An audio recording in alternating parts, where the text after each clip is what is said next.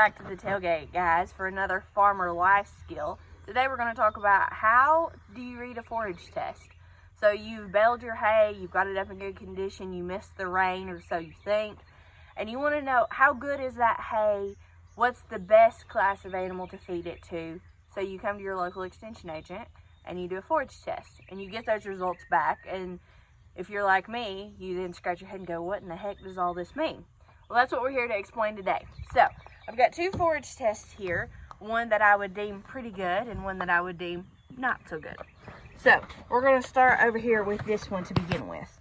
And on any forage sample that you look at, it's got all of these numbers on here, okay? And the first thing that we need to look at is moisture. So if you have been following Tailgate University, you remember that we talked about we want to be somewhere in the neighborhood of 15 to 18% moisture. Lower is better unless we're making haylage, okay, or baleage. So this moisture, 22%.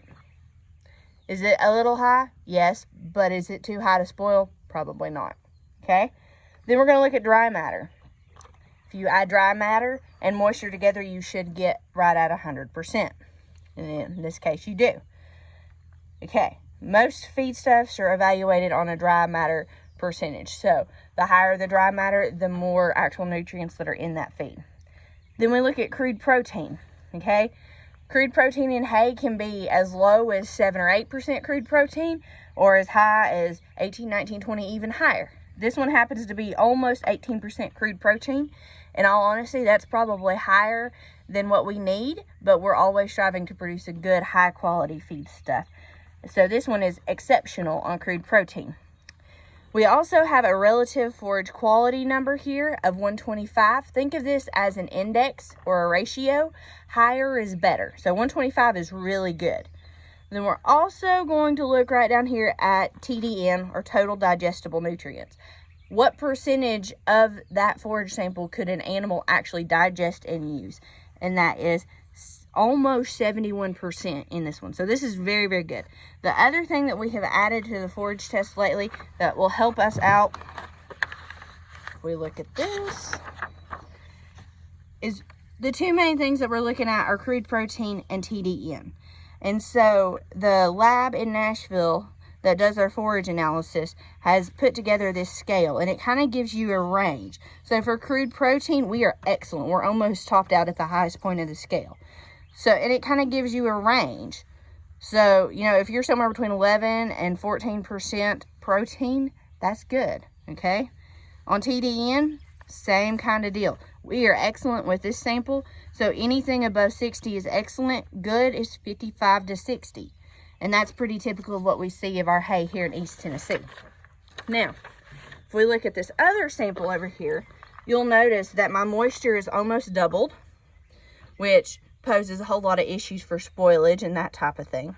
You'll notice that my crude protein is only 7.71.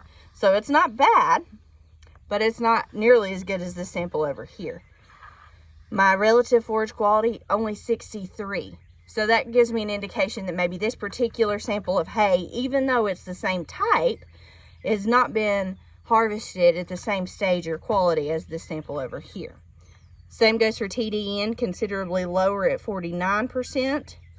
And when we check our scale on the back, we notice that this particular sample shows up as being low quality in both crude protein and TDN.